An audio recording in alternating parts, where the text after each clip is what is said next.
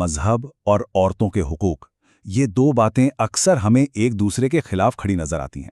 पर क्या हकीकत में ऐसा ही है? आज हम मिलकर इसी पेचीदा रिश्ते को समझने की कोशिश करेंगे और देखेंगे कि ये जो टकराव है, ये असल में मजहब में है या फिर कहीं और। तो चलिए शुरू करते हैं एक बहुत ही आम इल्ज़ाम से, जो अक्सर मज़ाहिब पर लगाया जाता है, खासकर जब बात औरतों की होती है। तो जो सबसे बड़ा सवाल हमारे सामने आता है वो ये है कि क्या मज़ाहिब का इतिहास वाकई औरतों के खिलाफ रहा है? क्या ये सच है? आइए इस सवाल की तह तक चलते हैं। अच्छा, अब ये जो सोच है ये आती कहाँ से है?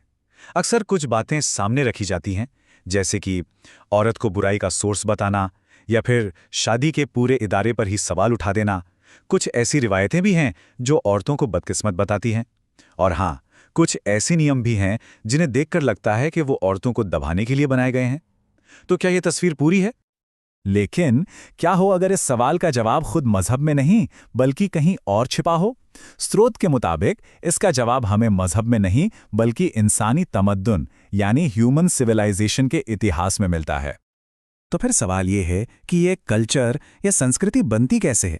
देखिए, इसकी शुरुआत होती है बहुत ही बुनियादी ज़रूरतों से, जैसे जिंदा रहने के लिए शिकार करना या खेती करना। यहीं से समाज में मर्द और औरत के किरदार और उनकी जिम्मेदारियां तय होने लगती हैं। और फिर धीरे धीरे वक्त के साथ यही चीज़ें हमारी मजबूत रिवायतें बन जाती हैं। अब यहाँ पर सबसे अहम बात आती है। जब खुदा का पैगाम आता है तो वो किसी खाली जगह पर नहीं आता, वो उन लोगों के पास आता है जो पहले से ही इन गहरी सांस्कृतिक रिवायतों में जी रहे होते हैं। तो चलिए अब आते हैं इस पूरी बातचीत के सबसे बुनियादी नुक्ते पर। यहाँ पर ना दो चीज़ों के बीच का फर्क समझना बेहद ज़रूरी है, और सच पूछिए तो यही इस पूरी गुफ्तगू का निचोड़ है। पहली चीज़ है दीन। दीन यानी वो खालिस, वो प्योर मैसेज जो सीधे खुदा की तरफ से आया है। इसमें कोई इंसानी मिलावट नहीं होती, जैसे कुरान। और फिर दूसरी चीज़ है मजहबी फ़िक्र यानी रिलीजियस थॉट। मजहबी फ़िक्र क्या है? ये है उस खुदा के पैगाम की इंसानी समझ, उसकी इंसानी व्याख्या जो हम और आप जैसे इंसान करते हैं। तो फर्क बिल्कुल साफ है ना? एक तरफ है खुदा का कलाम, खालिस, प्योर, और दूसरी तरफ है इंसानी समझ जिस पर उसके समाज का, उसकी तहजीब का, उसकी रिवायतों का, हर चीज़ का गहरा असर पड़ता है। अच्छा, इस फर्क को ना एक मिसाल से समझते हैं, इससे बात बिल्कुल साफ हो जाएगी। चलिए आदम और हव्वा की मशहूर मिसाल लेते हैं। अब इस मिसाल को समझने से पहले एक बात जानना जरूरी है। स्रोत हमें बताता है कि बाइबल में सिर्फ खुदा का कलाम ही नहीं है, बल्कि उसमें यहूदी कौम का इतिहास भी शामिल है। यानी आसमानी हिदायत के साथ साथ तारीखी बातें भी हैं। ये पॉइंट याद रखिएगा।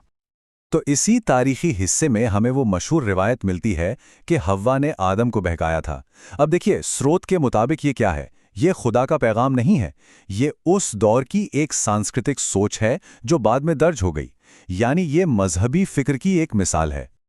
लेकिन अब देखिए, जब हम कुरान को देखते हैं तो तस्वीर बिल्कुल बदल जाती है।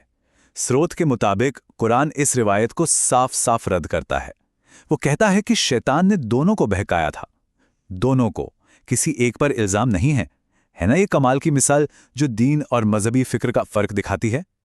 तो फिर इन सब बातों का मतलब क्या हुआ? असल तस्वीर क्या है? चलिए इसे समेटते हैं। तो देखिए, जो असल टकराव हमें नजर आता है ना, वो मजहब और औरतों के हुकूक के बीच है ही नहीं। टकराव की जड़ ये है कि हम इंसानी सोच और कल्चरल रिवायतों को गलती से खालिस मजहब यानी दीन मान बैठते हैं। तो इसका मतलब ये है कि अगली बार जब कोई भी बात मजहब के नाम पर सामने आए तो एक लम्हे के लिए रुककर सोचना चाहिए, क्या ये वाकई खुदा का पैगाम है या ये हमारे समाज और हमारी रिवायतों की आवाज़ है जिसने मजहब का लिबास पहन रखा है? और यहीं पे आकर एक बहुत बड़ा और ज़रूरी सवाल खड़ा होता है। अगर ये दो अलग अलग चीज़ें हैं, एक खुदा का खालिस पैगाम और दूसरी इंसानी समझ, तो फिर एक आम इंसान इन दोनों के बीच फ़र्क करे तो करे कैसे? ये एक ऐसा सवाल है जो हम सबको सोचने पर मजबूर करता है।